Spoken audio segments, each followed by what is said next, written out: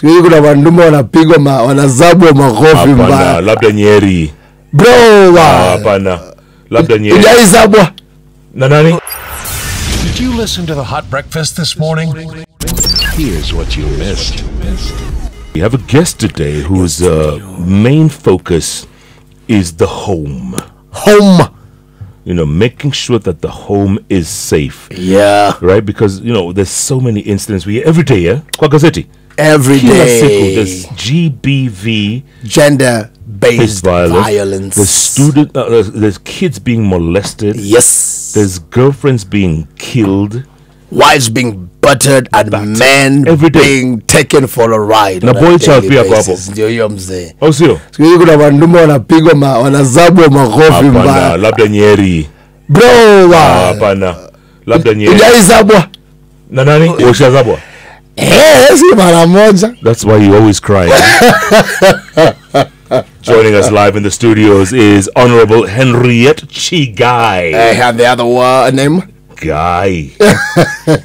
Guy. Who is she? She is advisor to the president on matters gender. Yes, so everything to do with gender, she advises the president. Kabisa. Now she launched this program called Safe Houses or Safe Homes, Safe Spaces. Safe Spaces. Yes, launched last month in New York City. And this is what she's advocating for. Yeah. So listen, you've been a lawyer. I mean, you've been a lawyer all your life, right?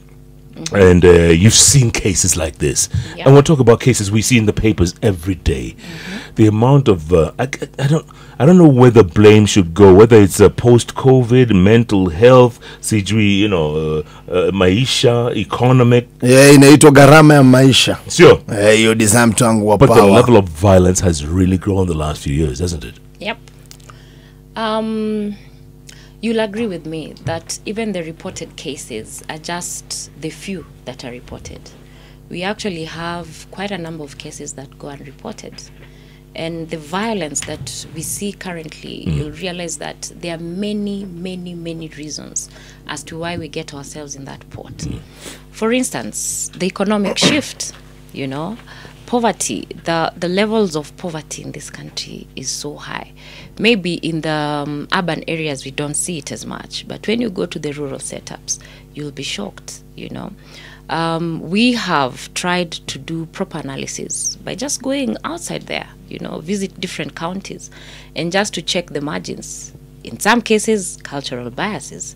You saw the report that was issued the other day. Women actually in some areas believe in being battered because culturally that is how they have been raised. That's what this man was saying earlier on. By being beaten, they feel loved. But that's guess the what? thing. Yeah, you know. Chaos is what defines them. Yeah. In fact, they self-sabotage sometimes if they find peaceful partners. They have to self-sabotage and ensure they bring about violence so that alcohol and drug abuse, you know, which is also a big factor in some regions. You realize that some of us, when we get too high, we can't handle ourselves. So you bring the issues back home, you know, and most people say when a man is drunk, they speak truth. I don't know. In some instances, is mental health. We actually have a very high percentage of us walking around, but our mental status is not proper. So you just need a trigger and you all go violent. And then the question is, how do we deal with such situations? We have also not packaged a way of dealing with these situations, you know. And instead of us providing solution, we ignite more fire. So the question then is, how safe are we all, not only within our home environment or home setups, but even at the workplaces, you know, within our safe spaces that we work. Like, for instance, 8 hours of your day, you spend it at your workplace. So how safe is that workplace? How comfortable is it? Are you happy to wake up every day and just go to work? Or every time you wake up, you're like, oh gosh, do I have to do this again? So we designed safe home, safe spaces, spaces where we are saying everybody needs to be safe within those spaces. And then look at the societal frock. Currently, if we look around ourselves, everybody is so bitter with life, you know. We are planting the seed of hatred So we need to change that paradigm shift and start asking ourselves, can we start selling love? Can we start selling comfort? Can we start bringing people in spaces where they actually feel safe to even discuss about issues that are affecting them? So you realize that everybody, currently, you talk to everybody, it's a loose bulb. Guys will just give you a punch because you have a different opinion with what they have. So we have not structured our minds to accept and adopt to situations. And even how do we handle issues that are presented to us? So we now need to recalibrate ourselves. So it's the whole societal frock. There's so much sexual harassment in the workplace, but people do nothing.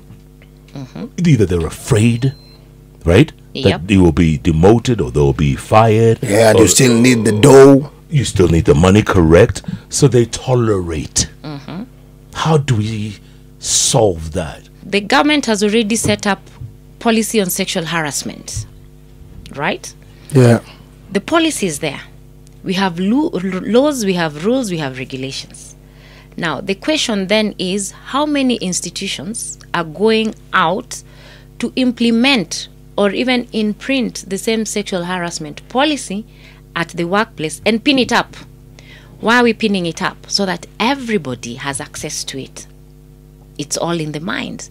Now, when you look at the employability ratio in this country, public sector employs less than private sector. Now, how then do we make private sector intertwine and work together with government to ensure that the policies, laws, and regulations that are putting in place are all synergized, so that it's not just government issuing policy and regulations, but we need them to be implemented. So that is where the problem is. Private sector, public sector must now start working together. Public sector has issued laws, policies, they are there. Regulations are there. So who's going to implement this? Then within the workforce, really, sexual harassment also has different levels. Yeah, you find there are those in spaces where if you don't toe the line, you get fired. You don't get fired because you didn't align yourself with whoever who is in your space, but we always find as reason as to why you need to go home. Nobody will say it's sexual harassment. The two people who are in this space, it's the ones who are within the same space of who is being harassed by who.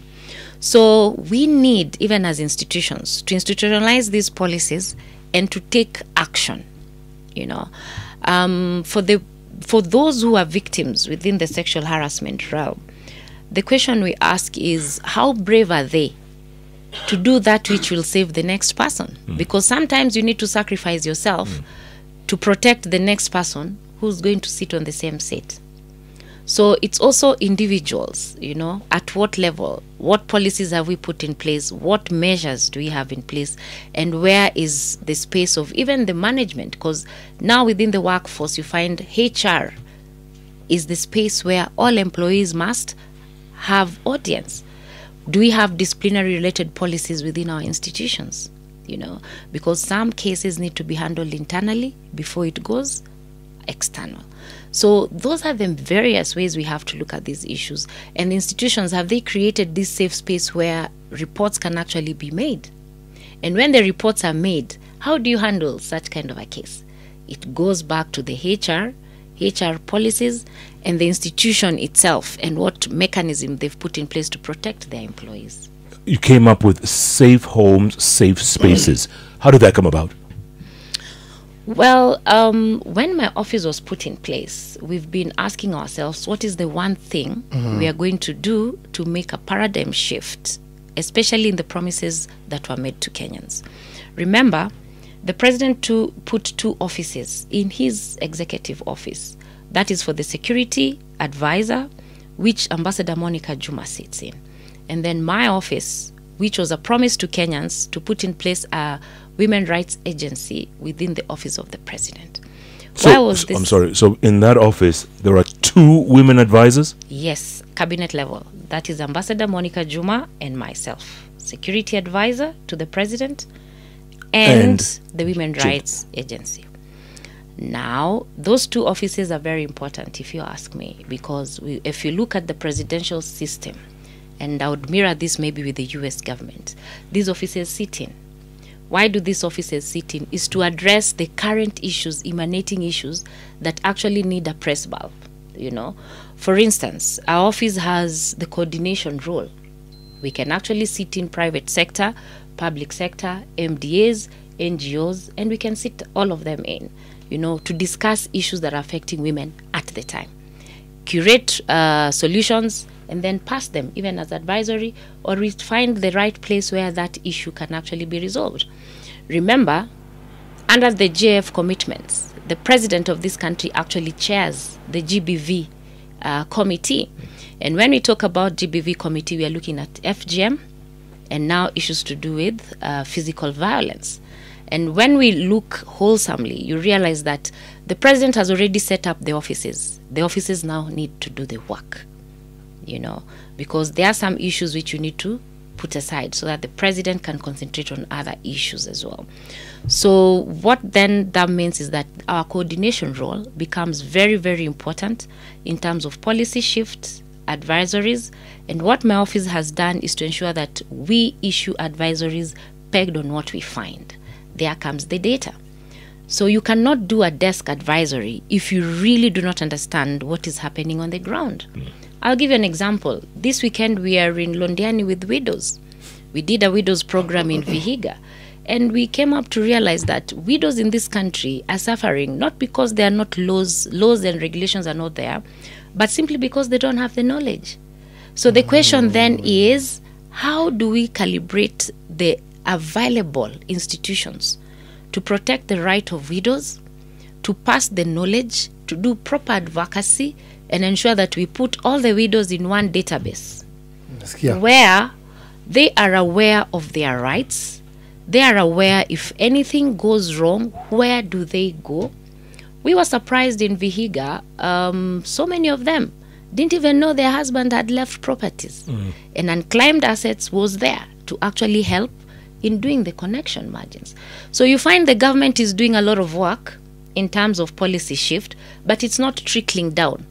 So once you find that kind of information, now we come back and see which entities need to do what, so that we have a 360-degree approach in terms of the solutions we want to give. So with that then in mind, we have decided we need to put all the widows in our one database, you know, so that they can be helped. The laws are there. It's just about the knowledge. What are their rights? Do they know what their rights are? Most of us within the rural setup, I mean, widows, once your husband died, the relatives take all the property. No. Because culturally, they believe women should not own any property. And by the way, they forget that there are children in that home who need to be educated. So while you're pressing this valve on this woman, you're actually messing up a whole set of children within that home. So our findings, our advisories are pegged on reality on the ground. We just don't issue advisories. Now, when it comes to economic empowerment and investment, it's another area, and you'll see how all these things are connected within the community. We discovered we want to push women to own properties. We want to push them to do business under MSMEs, market linkages, but there's a gap. Financial literacy. In the rural setup, you'll realize that within a certain age set, women didn't go to school, or rather there was a big gap in education. Now, when we talk about financial literacy, you take a loan. You don't know where to take the loan first, and if you take that loan, you actually don't know how to make use of that money so that not only will you pay that loan, but it can earn you some value. So we discovered there's a gap on financial literacy. So what did we do? The banking institutions, we brought in a FAWA series by AGIF, you know. What does that mean? Banks have to sign in to provide financial literacy training to any woman that they need to give money to, the credit, access to finance. So you see, economic empowerment and investment then becomes a women's rights issue. Yeah. If you want to accelerate the space of women within the financial space and the gap that has already presented itself, you have to go beyond pushing for access to finance. Before they get the money, they need to know how to use the money. Where to save that money, how to invest that money, and how to pay back. this is not something the ministry can do directly, but we can partner with many other entities. And by plugging in, our office is saying, within that space, we have to put about 8 million women. 8 million. And when we say 8 million, women and widows are part of that. Okay. So when we say 8 million, we are saying the gender parity accelerator, when we are accelerating the gender parity, we have to see how many women are these MDAs reaching. So we have to bring everybody, the KEMSAs, the Safaricom, all these things they are doing around women. Is there a reporting mechanism? Is there M&E? And how are we accelerating the gender space, the women within that gender space? So you realize things like economic empowerment and investment is a women's rights issue. And with lack of that, then there's G.B.V. Because if these women don't have money to run themselves, G.B.V. prevalence. What a chopper. And when they are beaten, why do they always go back to abusive homes? Because that's their only source of survival. That's the only source of survival. And even when you rescue them, where are we putting them? And then look at the court structure as well. So you see how it's connected. So look at the court structures. They cannot afford to even have legal representation. And even when they go to court, some of them just give up and they go back to the abusive cycle. Are the perpetrators ever arrested or convicted? And I'm talking about, for instance, recently the sportswoman whose boyfriend came and doused her with petrol and lit her on fire. Remember, I mean, he died later from his wounds as well. Yeah. But cases like those, are the perpetrators ever caught and convicted? Well, in most cases, in fact, what saddens me right now is the Agnes Tirop case. Right? We all know what happened. It was in the public domain. Yeah. The guy is out. Walking the streets. Walking in the streets. We have also been in spaces like, I was in Busia where a whole room was filled with children who are violated. And I'm talking about the ages of 2 to about 18, 24. So you even have younger widows because, and we are talking about crude ways of how we treat these young girls. There was a young girl whose hands had been chopped simply because their boyfriend thought she's too pretty to continue doing her work at the salon. So what do? Chop off her hands so that she stays at home. We are talking about a 2-year-old. Anyone who rapes a child between the ages of 2 to 18, I think you're a psychopath. I mean, you're not supposed to be in the society out here walking, not.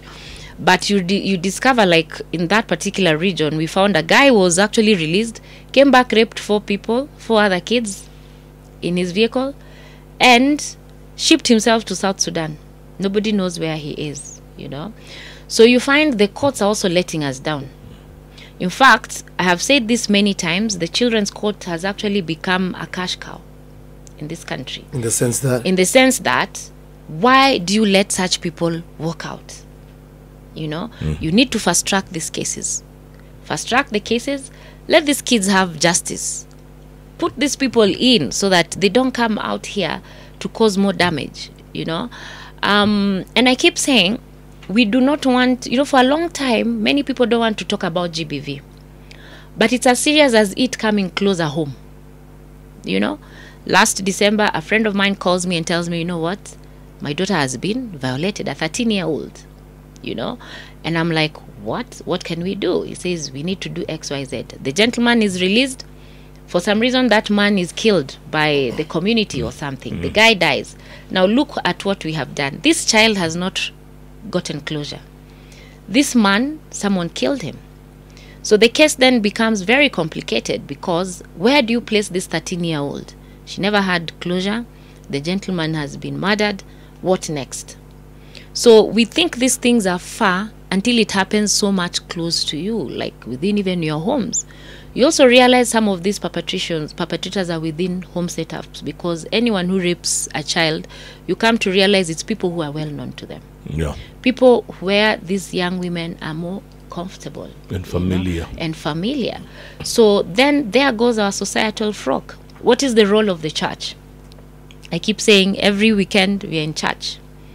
What is the role of the church in shaping how the society needs to relook at how we deal with each other? I have seen currently we have prophets now who are prophets of doom. Instead of them coming together and telling us or helping Kenyans unwind, and recalibrate how we want to look at life. So you realize everybody has to plug in. Everyone must plug in. Everyone within the society. The government has its role. Civil society has its role. And civil society now needs also, instead of shouting and yelling all the time, what positive advocacy is civil society doing? Because I've said we hate each other right now. There is no love in this society. It is all negative. Look at how we deal with children within our spaces, even our neighbors' children. Nowadays, if I walk into anyone's home and a child walks in, the first thing will be, whose child is that? Send them back home. I do not want those children here. But guess what? Parents are very busy, so parental skills also come in. Parents have become so busy that we are forgetting the small tenets of how we want to take care of our children. Yeah. So children now are looking for safe spaces. My safe space as a child is my friend. Let's say my friend Tim. When I go to Kina Tim's house, I am fed. Timon's mom is happier. She hugs me. I sit. I'm allowed to read. What conversations are we having with these children? So we need to go back to where our grandmothers are. When I meet a child on the streets, you just find out, are you okay? Where are you going? How is mom doing? Can I take you back home? Nowadays, what are we doing to those kids? We are beating them. We are stealing them. We are mutilating them. So there's all these societal issues that are now making life so difficult for everybody. And we're actually bringing up broken children who then become family owners. So what are we doing to the society? So it's a lot of work, but we also have to look at ourselves. We have to look at ourselves in the mirror and tell ourselves we must change how we want to relate with each other and extend that hand of care, which is now lacking. But these are the same women and girls who will eventually interact in a society where we still have boys, we still have men. So where is that space for men equally to be brought onto this agenda? Because again, it might be an exercise in futility if we only look at the women or girls at Bekeake and we have boys and men who still are going through similar challenges, or maybe worse, if not similar, kind of challenges in the society. Is there a plan to ensure that we onboard the men and the boy child as well? You and Jeff are already my ambassadors in this. Oh. I've recruited you. Can you come to State House? Why not? Aye. Si tuende tu kukunywa kachai. Si after unajua uko siku hizi walikata budget. Hakuna chai? Chai utapata. Lakini hii ni tricky. So labda chai. Men involvement is very important. Let me tell you. There's nothing that can move without the buying in and the heavy push from the men folk. And I will tell you why. The society looks at men, the design of the society, men are actually kings. What happens? The kings are the ones who say what should happen. And who go and implement? The queen. The queens. So you cannot do this without the men, right? And remember, if we empower a woman, you've empowered the whole society. These women are mothers to both boys and girls. So, for instance, if we talk about FGM, I have moved around. Men are saying it has to stop. But guess who are pushing it? The women. Guess who are cutting girls? Women. So we definitely need the men's voices to ensure that all these things we are talking about actually works. We also realize that men actually speak well for the women. They drive processes for the women. When they want to do it, they do it. So we cannot leave the men behind. In fact, you cannot sideline men. They have to own this space. They also have to say some of these things must stop. The boy child also, the gap within that space is that dads are missing. Mm-hmm. Where are the men in shaping the young boys to be men? Someone was telling me the other day, there are two things a boy wants when they grow up. Either to be like their father or not to be like their father. So the men now needs to tell us which of these two spaces do they want their boys to sit. Do they want their boys to be like them or not like them? You see how the society flips things. Yeah. So men have to shape the young men into men. They have to flip and ensure that the young boys either become like them or not like them. Do we have to go back to tradition? Definitely. That's where it all starts, Jeff, because how our culture has set the society also makes a lot of difference. So which are the cultural practices are we saying they are good practices and we need to carry forward, and which ones do we need to drop and say, hey, where the world has shifted, some of these cultural practices are not good. And one of them is FGM. You'll discover the women who are cut, especially in different segments or in different parts of this country, they have so many other health problems that actually affect the children who are born and them themselves in terms of mental health. So we have to change how we are doing things. In fact, I'm happy there's actually a whole organization that is an anti-FGM organization, and it's led by a man, and it's working. I've been following them and I've been seeing the kind of work they're doing, and I'm like, this is it. If the men speak out, the women will now say we have to end this thing. We also have to look at the impact of some of these things that we are doing. If you go to Maasai land here, you discover that FGM itself causes young girls to be ready for marriage. What does that mean? At the age of 13, you can actually get married. It's cultural. Even in Samburu, girls are married at a very young age. So what does that do to the society? Parts of Laikipia, I'm told, we are raping older women. Why? There are no young girls to be married because we've all married them to the old men who are now having more than 15 wives, culturally, because they can select any young girl to marry. So we need to end child marriages, which are now the reason as to why we are having high teenage pregnancies. Part of the reason is that early child marriage.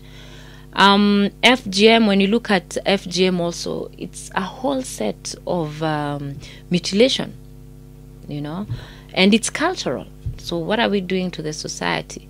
Look at the boy child. We are not talking about boys who are being raped, but it's happening.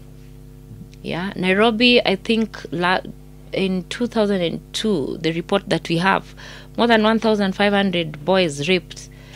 Assuming that is the number that is raped within every month. Calculate that by 12 months. Multiply that by 10, 15 years. We'll not have men. Good Lord. You get what I mean? You'll not have, because you've broken all these men and these young boys. So by the time they're adults, what kind of men are we having? So we need to look at these things and look at them deeply. And it's everybody in the society now who has to plug in and say, you know what? We need to change how we are doing things. Once in a while, you read a newspaper headline, a 22-year-old has raped his 90-year-old grandmother. Is that other societal problems? Is that alcohol? Is that drugs? Is that what drives that?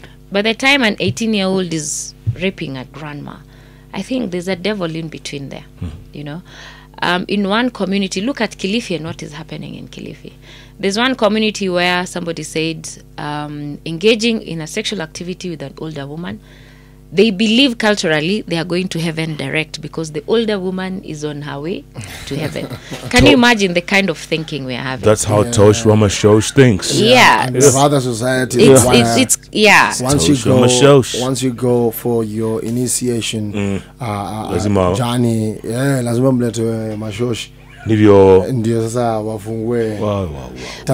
But can you imagine what that does to the young man who's 13 years, 15 years? Freshly from the river. Mentally, what have you done to that boy? You've messed that boy, you know? They need a professional, a counselor who's trained, a therapist who knows what they're doing to actually try and run these victims through their recovery journey. You cannot have government do everything. We must also say, where are we plugging in to support government? Because government has said by the end of 2026, they want FGM zero rated. The question is how? We want G.B.V zero rated. The question is how? Government has said it. The president has pronounced himself on these issues. The question is, how do we ensure that this is done? The president has done his work by setting up and putting our offices in place. So then is the numbers. There comes the multi-sectoral approach. The professionals. The professionals in this country, I keep saying we need to be not just the consumers of governance, professionals must also be creators and innovators of good practices, both in our offices and outside.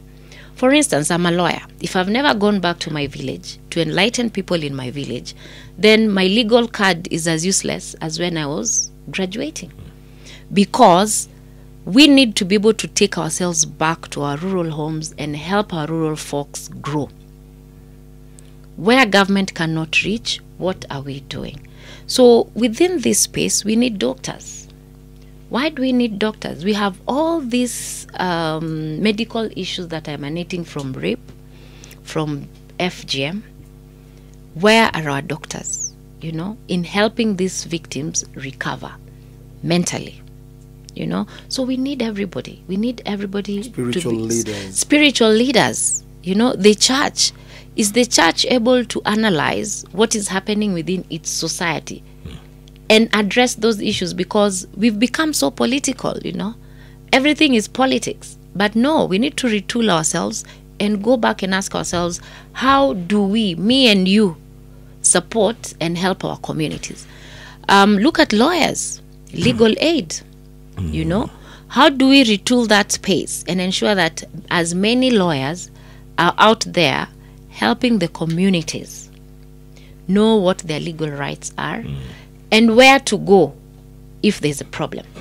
Look at our chiefs, Yeah.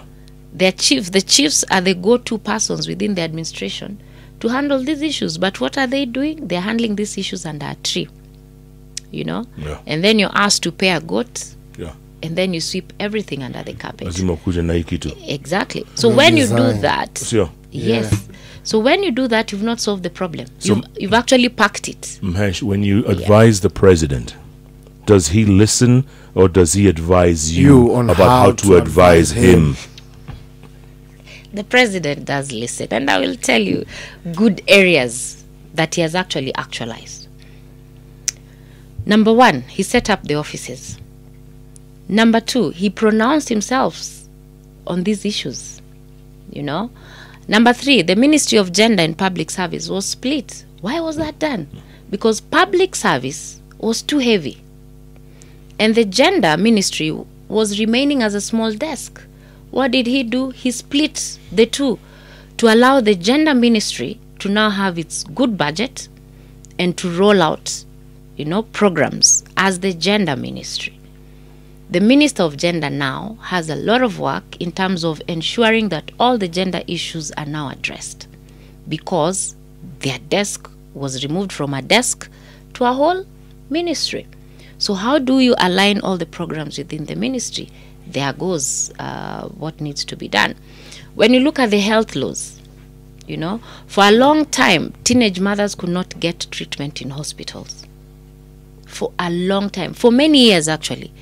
It is this time that now we have health laws defining an indigent. What does that mean is that children under the age of 18 can actually go to hospital and get treated.